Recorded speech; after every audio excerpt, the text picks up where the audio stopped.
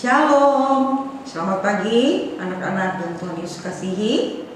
Pagi ini kita berjumpa lagi dalam renungan firman Tuhan dengan tema Salam Damai, atau yang seringkali kita sebut dengan Shalom, Shalom ya, atau Peace ya, Peace gitu ya. Jadi pagi hari ini kita mau belajar tentang satu tema, yaitu Salam Damai.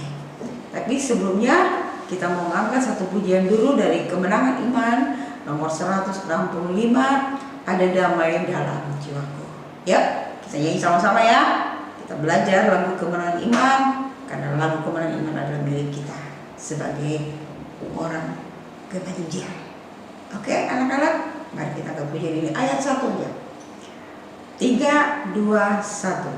Ada damai dalam jiwaku, sungguh bagus dan senang.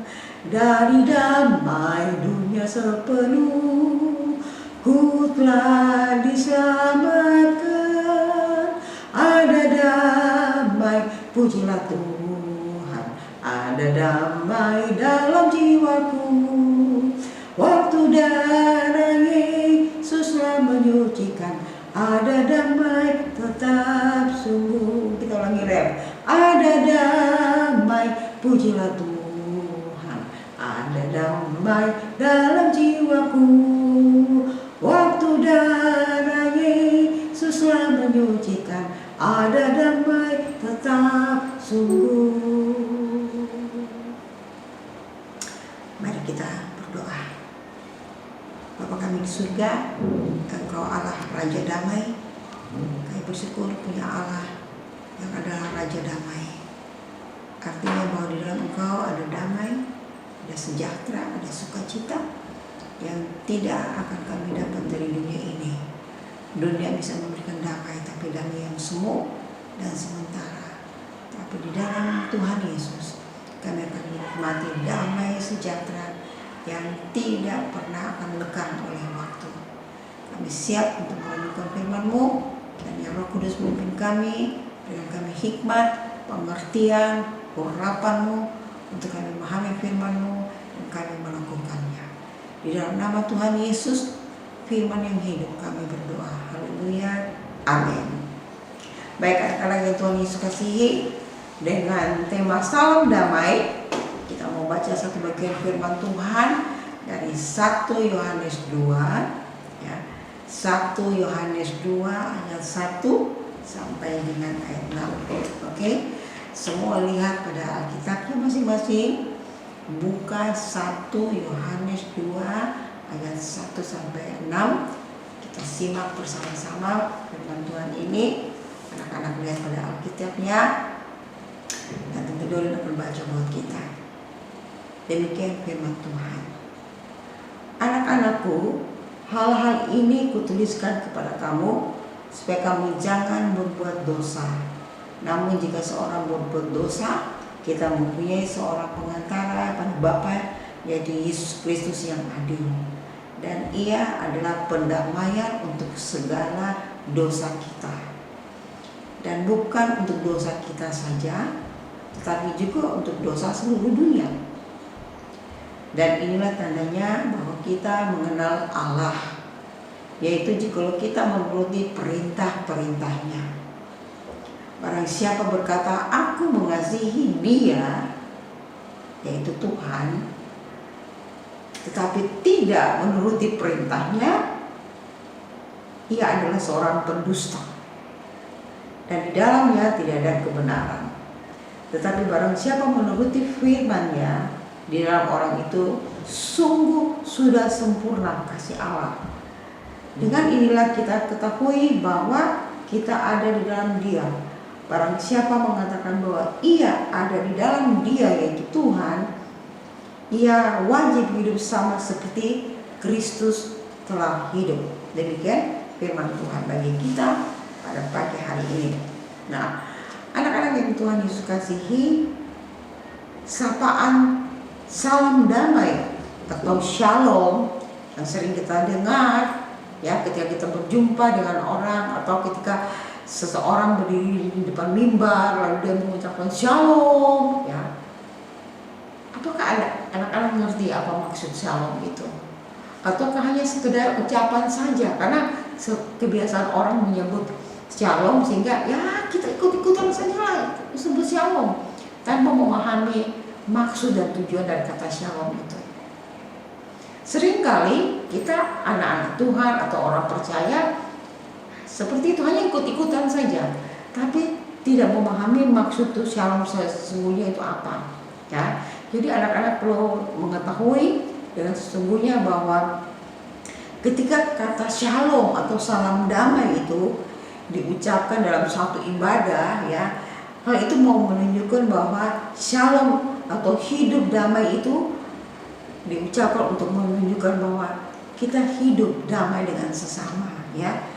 Jadi salam damai itu merupakan simbol hidup damai dengan sesama. Jadi ketika ada yang katakan shalom, artinya dia mau menyatakan bahwa itulah simbol untuk hidup damai dengan sesama, hidup damai satu terhadap yang lain.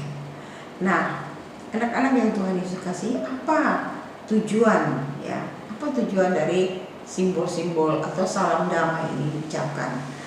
Yang pertama, selain untuk mengungkapkan bahwa salam damai adalah simbol untuk hidup damai dengan sesama, juga merupakan perwujudan hidup damai dalam kehidupan sehari-hari. Jadi dalam kehidupan sehari-hari harus wujud damai itu, harus terus kita dengungkan, terus kita hidupi, ya. Karena tidak saja sekedar ucapan damai, tapi kita tidak damai, kita musuhan. Itu sangat omong kosong, itu sangat tidak benar, ya. Seringkali kita katakan shalom, padahal kita dengan teman kita lagi tidak berdamai, dengan orang tua atau dengan kakak, dengan adik, kita tidak berdamai, kita lagi marahan, ya. Jadi itu tidak tepat, karena simbol salam damai adalah untuk kita dengan sesama mewujudkan hidup damai setiap hari, ya. Jadi itu tujuannya. Nah, kita lihat berdasarkan ayat firman yang kita sudah baca tadi, kita mau lihat beberapa hal penting, yaitu mengapa hidup dalam damai itu penting. Coba anak-anak jawab, mengapa hidup dalam damai itu sangat penting, ya? Apa alasannya? Alasannya apa? Nah, anak-anak bisa menjawab sendiri, ya. Mengapa hidup dalam damai itu penting dan wajib hukumnya, ya. Hal pertama, hidup dalam damai itu penting dan wajib hukumnya karena itu ucapan bahagia yang Tuhan Yesus sampaikan di bukit di dalam Matius 5 ayat 9, ya. Kita lihat bersama Matius 5 ayat 9, di situ mengatakan, ya, kita lihat dulu, ya. Matius 5 ayat 9. Apa bunyinya ayat itu?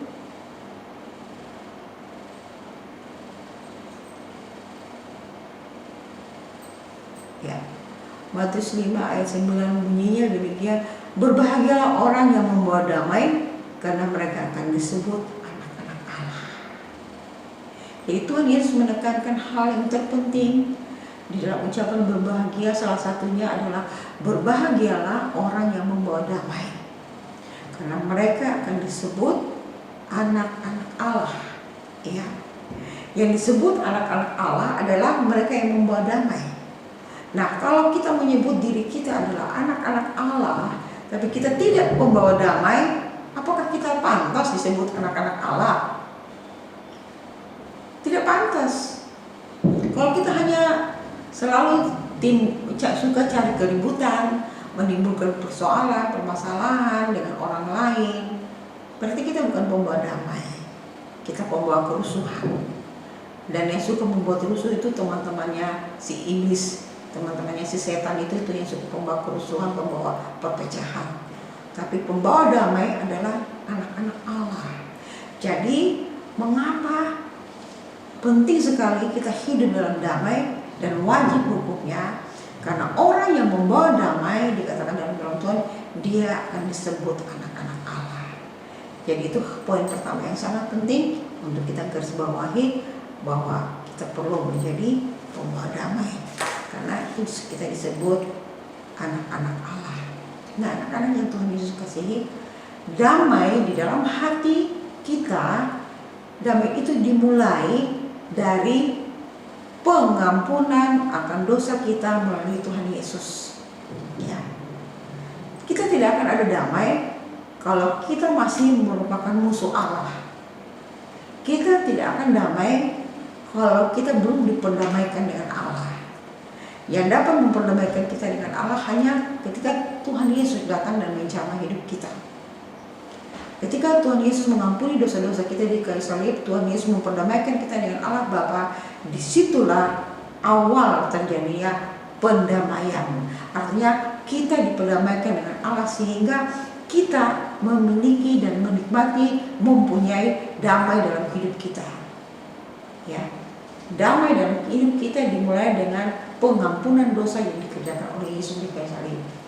Dan ketika kita diampuni dosa kita, ketika kita diperdamaikan dengan Allah, maka kita memiliki, menikmati damai, sejahtera dan sukacita dalam Tuhan. Jadi itu poin pertama, dimulai dengan pengampunan. Yang kedua, bahwa damai di hati nyata ketika kasih Tuhan Yesus ada di hati kita. Kasih Kristus menguasai hati kita, kasih Kristus mengalir dalam kita, kasih Kristus ada dalam kita, maka kita akan menikmati damai sejahtera. Dengan damai itulah maka kita mampu berdamai dengan orang lain. Karena damai sejahtera itulah yang dilandasi dengan kasih Kristus, itulah yang membuat kita mampu mengampuni orang yang bersalah kepada kita. Jadi dengan kata lain, di dalam kasih yang penuh dengan kedamaian itu, kita akan memiliki hal-hal yang dunia tidak dapat berikan. Ya, dunia dapat memalsukan damai sejahtera, tapi dunia tidak bisa memiliki damai sejahtera yang asli yang datang dari Tuhan. Kecuali manusia itu, kita ini memiliki kasih Kristus dalam hidup kita, diperdamaikan dengan kita sehingga kita bisa menikmati itu. Nah, dari dua hal ini akan melahirkan hal-hal yang lain. Dari pengampunan dan kasih Allah ini yang melahirkan damai sejahtera itu akan melahirkan hal-hal lain seperti ketulusan, tidak pilih-pilih teman, ya, suka berbagi, ya, dan terutama adalah menjadi pembawa damai. Ya. Jadi ketika kita sudah memiliki pengampunan dari Tuhan, mengalami kasih Kristus dalam hidup kita, dengan sendirinya kita akan menikmati, mengalami damai sejahtera itu. Dan damai sejahtera itu juga akan membuat kita menjadi orang yang tulus hati, menjadi orang yang suka berbagi, menjadi orang yang tidak pilih-pilih teman, ya, menjadi orang yang selalu rela untuk berkorban bagi orang lain. Kenapa? Karena kita memiliki damai. Kita memiliki sukacita dalam hidup kita. Nah, bagaimana dengan anak-anak sekalian di rumah? Ya, apakah kalian menikmati damai? Kalau kalian belum menikmati damai di dalam Tuhan, kalian perlu koreksi diri. Mengapa belum menikmati damai?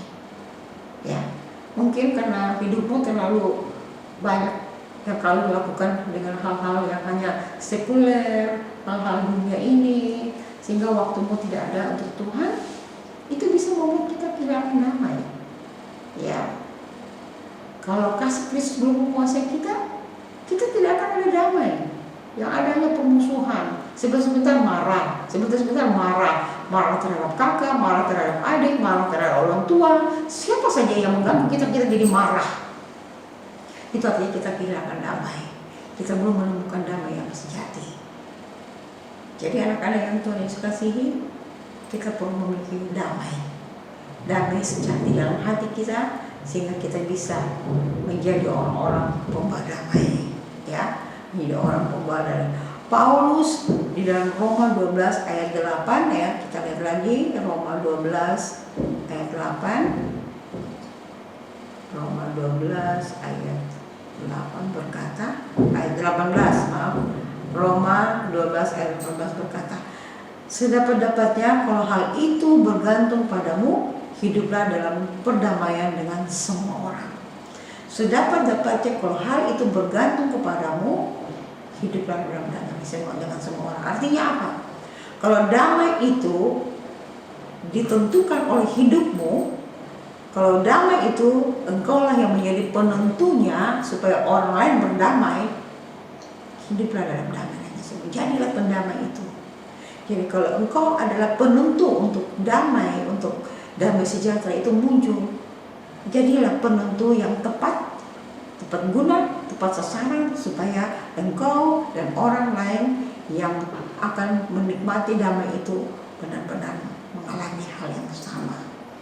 Jadi Paulus mau menegaskan buat kita bahwa kita memang benar-benar harus menjadi pembawa damai, ya. Kita harus membawa pendamai, menjadi orang-orang yang menjadi pembawa damai. Kenapa?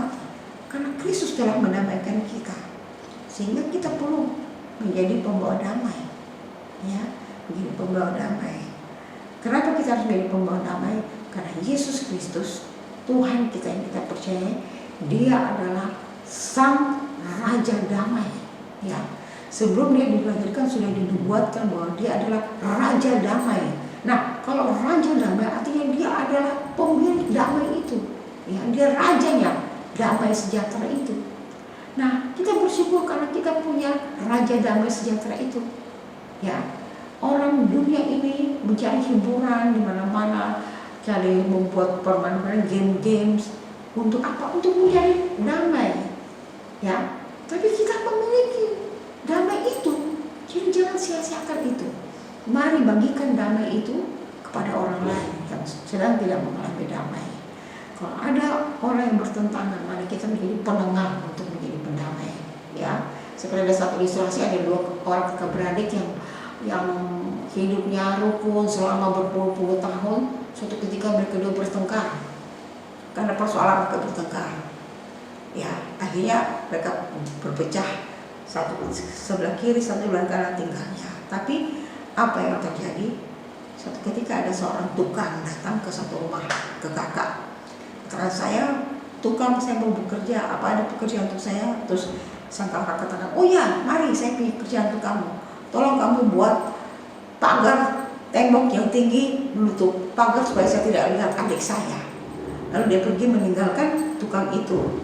Lalu tukang itu mengerjakan. Ketika dia kembali, dia heran, dia kaget karena bukannya pagar tembok yang tukang buat, tapi ternyata dia buat jembatan, ya, jembatan penyeberangan. Karena ternyata adiknya sudah membuat parit sehingga menjadi sungai yang membelah, sehingga mereka berdua tidak bisa saling berhubungan. Nah, tukang itu membuat jembatan. Dengan dia membuat jembatan itu, akhirnya adiknya datang lalu ke jembatan itu, dan kakaknya juga datang lalu ke jembatan, sehingga mereka saling memaafkan. Dan adik katakan, kakak maafkan saya karena saya sudah bersalah. Kakaknya pun sama demikian. Lalu akhirnya cerita ini membuktikan bahwa kita perlu menjadi jembatan-jembatan pendamai untuk menghubungkan satu dengan yang lain dan saling bertentangan, saling bermasalah. Jadilah jembatan untuk jembatan pendamai, mempersatukan kembali yang retak, mempersatukan kembali yang terpisah, yang putus karena masalah, karena marah. Jadilah pendamai di tengah-tengah mereka. Jadi anak-anak yang Tuhan Yesus kasihi, Tuhan mau supaya kita menjadi anak-anak yang membawa damai. Demikian firman Tuhan buat kita sore hari ini. Tuhan berkati. Mari kita berdoa. Bapa, terima kasih untuk firman-Mu yang kami sudah renungkan pagi hari ini. Walaupun firman Tuhan ini singkat, tapi biarlah itu sungguh bermakna bagi anak-anak yang mendengarkan. Kiranya mereka mau hidup, bertumbuh dalam damai, sejahtera yang Tuhan karuniakan, pendamaian yang Tuhan kerjakan di kayu salib untuk menebus dosa-dosa kami, yang memperdamaikan kami dengan Bapa di surga, sehingga kami menikmati damai dari Tuhan. Biar damai itu pun kami dapat bagikan kepada orang-orang yang sedang tidak ada damai. Jadikan kami anak-anak Tuhan pembawa damai dimanapun kami berada. Karena itulah yang Tuhan kehendaki dalam hidup kami. Tolong kami dari hari lepas hari, sehingga kami menjadi anak-anak Tuhan yang membawa damai. Di dalam nama Tuhan Yesus kami mengucap syukur untuk firman Tuhan ini. Haleluya. Amin.